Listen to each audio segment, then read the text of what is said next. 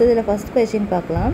Find the equation of a straight line passing through the midpoint of the line segment joining the 1, -5, 4, 2 and parallel to first question x axis சொல்கிறாங்க, second கொஷினில் parallel to y axis அப்படின்னு சொல்கிறாங்க.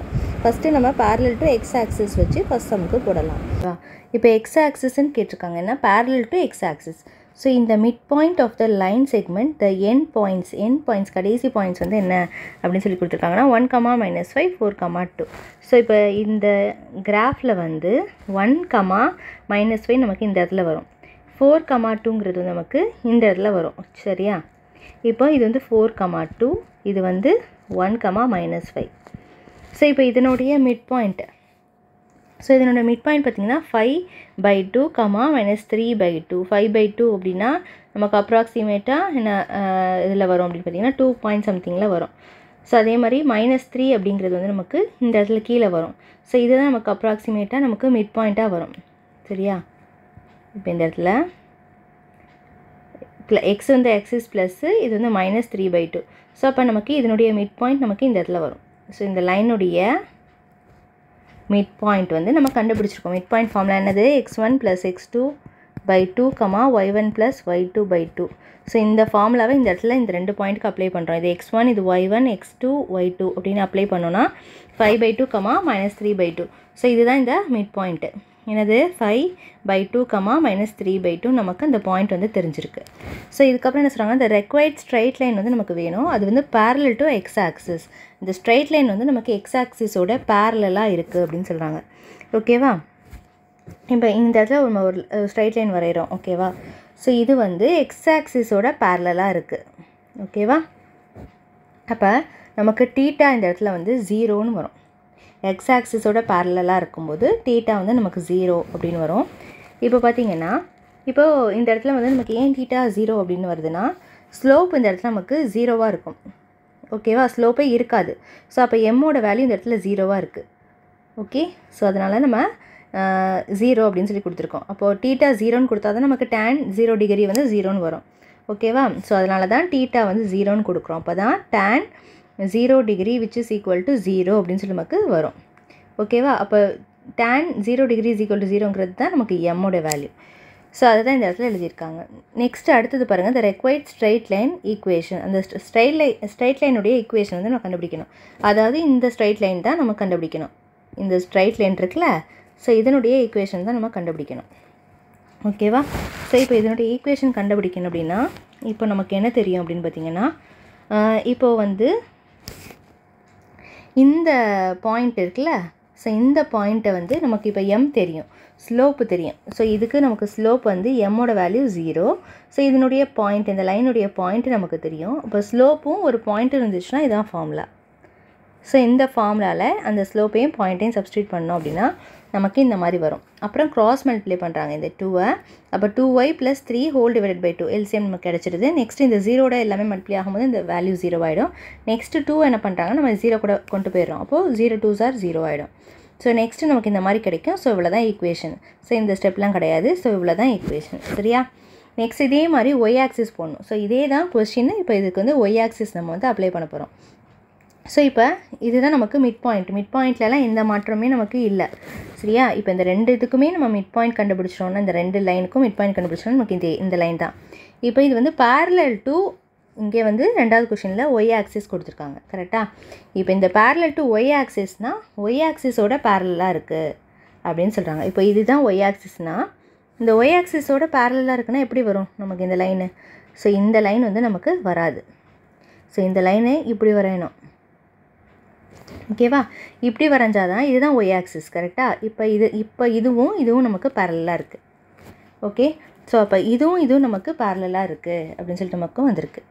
So இதை நான் இப்போ உங்களுக்கு explain பண்ணி காட்டுறேன். இப்போ நமக்கு இங்கே ஒரு பாயிண்ட் தெரிஞ்சிருச்சு. சரியா?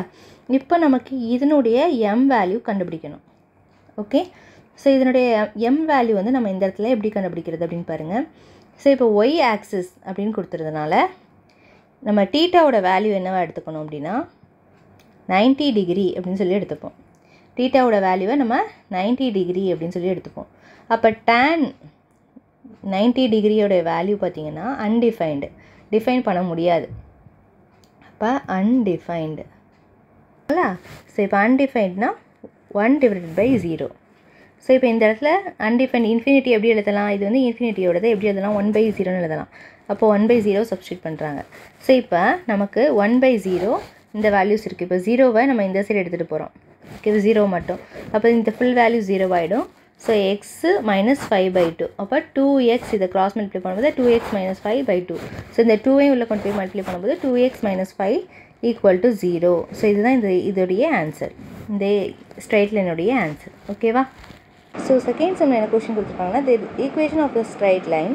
ஸோ ஸ்ட்ரைட் லைனுடைய ஈக்குவேஷன் கொடுத்துருக்காங்க.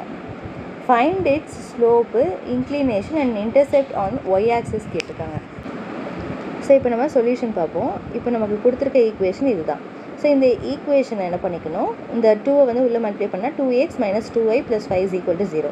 ஸோ இதில் 2yயை மட்டும் வச்சுட்டு என்ன பண்ணியிருக்காங்க, மீத எல்லாத்தையும் நம்ம அந்த சைடு எடுத்துகிட்டு போகிறோம். அப்போ -2x -5ன்னு இருக்கும். மைனஸை காமனாக எடுத்துகிட்டா இந்த 2ல் இருக்குது, அதாவது 2x - 2y + 5 = 0. அப்போ 2x + 5ஐ வச்சுட்டு 2y அந்த சைடு எடுத்து போய்க்குங்க. இப்படி பண்ணிட்டா ஈஸியாக இருக்கும். அப்போ 2y = 2x + 5 அதை தான் இங்கே எழுதியிருக்காங்க. ஸோ அப்புறம் ஒய்யோட வேல்யூவை மட்டும் வச்சுட்டு இந்த 2x + 5 இந்த 2வை டிவைடில் எடுத்துருந்தால் ரெண்டுத்துக்குமே காமனாக வரும். ஓகேவா? ஸோ அப்போ y = இந்த ஸ்டெப் வந்துடும். அப்போ இந்த ஸ்டெப்பில் 2 கேன்சல் ஆகிடும். அப்போ x + 5/2ன்னு இருக்கும். ஓகே, அப்போது y = x + 5/2. ஸோ இதுதான் நமக்கு ஒய்யோட வேல்யூவாக கிடச்சிருக்கு. விச் இஸ் இந்த ஃபார்ம் ஆஃப், இது என்ன ஃபார்மு, ஏன் நம்ம இந்த ஃபார்மேட்டில் எடுத்துகிட்டு வரோம் அப்படின்னா, y = mx + c அப்படிங்கிற ஃபார்மேட்டில் அந்த ஈக்குவேஷன் நம்ம கன்வெர்ட் பண்ணிட்டா நமக்கு m அண்ட் c தெரிஞ்சிடும். சிங்கிறது தான் நமக்கு என்ன சொல்கிறது, இந்த பாயிண்ட், அதாவது இன்டர்செப்ட் கேட்டிருந்தாங்கல்ல அந்த பாயிண்ட்டு. இந்த m அப்படிங்கிற இடத்துல எக்ஸ் பக்கத்தில் இருக்கிறது வந்து நமக்கு ஸ்லோப்பு. ஸோ இப்போ இந்த ஃபார்மேட் கரெக்டாக எடுத்துகிட்டு வந்துட்டோம் பாருங்கள். y = mx + c. m இருக்க இடத்துல நமக்கு எதுவுமே இல்லைன்னா இது 1 இருக்குதுன்னு அர்த்தம். அப்போ எம்மோட வேல்யூ என்ன இருக்கீங்க, ஈக்குவலாக பாருங்கள் நேராக. எம்மோட வேல்யூ 1 இருக்குது, கரெக்டாக? அப்போது சியோட வேல்யூ என்ன இருக்குது, 5/2 இருக்குது. எம்ங்கிறது நமக்கு ஸ்லோப்பு. இது வந்து intercept on the y axis. ஓகேவா? Intercept on the y axis ஃபுல்லாக எழுதிக்கோங்க. தெரியுதா? இப்போ நமக்கு அடுத்தது இன்க்ளினேஷன் கேட்டிருந்தாங்க. இன்க்ளினேஷன் கண்டுபிடிக்கணும். ஸோ இன்க்ளினேஷன் கண்டுபிடிக்கிறதுக்கு நமக்கு டீட்டா, அதாவது டீட்டா கேட்குறாங்கன்னு அர்த்தம். இப்போ இதில் டீட்டா கண்டுபிடிக்கணும். நமக்கு எம்மோட வேல்யூ வந்து 1 தெரிஞ்சிருச்சு. இப்போது m = tan θ. ஸோ எம்மோட வேல்யூ தான் நமக்கு 1 தெரிஞ்சிருச்சு. இங்கே வந்து tan θ. ஸோ டேனில் எந்த டீட்டா வேல்யூவில் 1 வந்து இருக்கும் அப்படின்னு பார்த்தீங்கன்னா, tan 45 டிகிரியில் தான் நமக்கு 1 இருக்கும். சரியா? அப்போ 1க்கு பதிலாக tan 45 எழுதிட்டோம். இப்போது tan இங்கே டீட்டாவையும் இதையும் ஈக்குவேட் பண்ணோம். அப்போ டீட்டாவோட வேல்யூ 45 டிகிரி. ஸோ அவ்வளோதான், நம்ம கண்டுபிடிச்சிட்டோம். இப்போ இன்க்ளினேஷன் வந்து 45 டிகிரி, m வந்து 1, இன்டர்செப்ட் வந்து நம்ம கண்டுபிடிச்சிட்டோம். நெக்ஸ்ட்டு தேர்டு சம் பார்ப்போம். தேர்டு சம்மில் வந்து find the equation of the line whose inclination, அவங்களே கொடுத்துட்டாங்க. இன்க்ளினேஷன் வேல்யூ வந்து கொடுத்துருக்காங்க 30 டிகிரின்னு. மேக்கிங் அண்ட் இன்டர்செப்ட் வந்து -3, இன்டர்செப்டோட வேல்யூ கொடுத்துருக்காங்க. ஆன் த ஒய் ஆக்சிஸ் சொல்லியிருக்காங்க. நம்ம சொல்யூஷன் பார்ப்போம். சொல்யூஷனை என்ன கொடுத்துருக்காங்கன்னா, இன்க்ளினேஷன் 0 θ = 30 டிகிரி கொடுத்துட்டாங்க. இப்போ ஸ்லோப்போட வேல்யூ m = tan θ. அப்போது நமக்கு தெரியும் m = tan θவோட வேல்யூ 30 டிகிரி. சப்ஸ்டியூட் பண்ணோம்னா நமக்கு எம்மோட வேல்யூ tan 30 வந்து 1/√3. ஸோ அப்போ எம்மோட வேல்யூ கண்டுபிடிச்சிட்டோம். ஓகேவா? நெக்ஸ்ட்டு இன்டர்செப்ட் நமக்கு கொடுத்துருந்தாங்க. இன்டர்செப்ட் அந்த ஒய் ஆக்சிஸ் அப்படிங்கிறது வந்து -3ன்னு சொல்லியிருந்தாங்க. அப்போ இன்டர்செப்ட்னா அது c தானே நம்ம எடுத்துப்போம். அப்போ சியோட வேல்யூ நமக்கு தெரிஞ்சிருச்சு. இப்போ இதில் ஈக்குவேஷன் ஆஃப் ஸ்ட்ரைட் லைன் கண்டுபிடிக்கணும்னா இதுதான் ஃபார்முலா. அதாவது சியும் எம்மும் இருந்துச்சுன்னா இந்த ஃபார்முலாவில் அப்ளை பண்ணால் நமக்கு கிடச்சிடும். ஸோ இப்போ y = m, எம்மோட வேல்யூ தெரியும், சியோட வேல்யூ கொஷினை கொடுத்துருந்தாங்க. இது ரெண்டையும் சப்ஸ்டியூட் பண்ணுங்கள். சப்ஸ்டியூட் பண்ணிட்டு இப்படியே விட்டுறக்கூடாது, இந்த ஸ்டெப்போட விட்டுறக்கூடாது, சப்ஸ்டியூட் பண்ணிவிட்டு. So x term y term எல்லாமே பக்கத்தில் வர மாதிரி எழுதிட்டு நம்பர் டேர்மே பக்கத்தில் வச்சுட்டு ரைட் சைடில் 0 வர மாதிரி கொண்டு வரணும். அப்போ இந்த ஸ்டெப்பில் நம்ம என்ன எடுத்துகிட்டு வரலாம், y = 1/√3x ப்ளஸ் -3 இருக்கா. இந்த ப்ளஸ் அண்ட் மைனஸ் வந்து நமக்கு மைனஸ் ஆகிடும். அப்போ -3 வந்துடும். ஸோ அப்போது 1x - 3 இந்த √3யை க்ராஸ் மல்டிப்ளை பண்ணுங்கள், ஹோல் டிவைடட் பை √3 வந்துடும். இங்கே y இருக்குது. அப்புறம் இந்த √3யை எடுத்துகிட்டு போகணும் இந்த சைடு. எப்போயுமே எல்சிஎம் எடுத்ததுக்கப்புறம் தான், காமனாக வந்ததுக்கப்புறம் தான் இந்த √3யை எடுத்துகிட்டு போகணும். அப்போ √3y = 1x - 3√3 அப்படின்னு சொல்லிட்டு நமக்கு வந்துடுச்சு. இப்போ எக்ஸ் டேர்மு அடுத்து ஒய் டேர்மு அப்புறம் இந்த டேர்ம். அப்போ இந்த ஒய் டேர்மை மட்டும் இந்த சைடு எடுத்துகிட்டு போகலாமா. அப்போ இந்த இடத்துல 0 வந்துடும். அப்போ 1xஐ எக்ஸ்ன்னு எழுதிக்கிறேன், அப்போ இந்த டேர்ம் அந்த சைடு ஒய் டேர்ம் போச்சுன்னா -√3yன்னு வரும். இந்த இடத்துல பார்த்தீங்கன்னா -3√3 இருக்குது. ஸோ இந்த சைடில் இந்த சைடு 0வாக இந்த சைடு எழுதிக்கிறேன், எல்லாமே ஒன்று தான். ஸோ அவ்வளோதான், இப்போது நமக்கு ஈக்குவேஷன் கிடச்சிருச்சு. ஸோ இந்த மாதிரி தான் நம்ம ஈக்குவேஷனை ஃபைனலாக அந்த இதை எழுதுனதுக்கப்புறம் இந்த ஸ்டெப்புக்கு அப்புறம் நம்ம இந்த ஸ்டெப்பாக நம்ம தான் சால்வ் பண்ணணும். ஸோ அடுத்தது நம்ம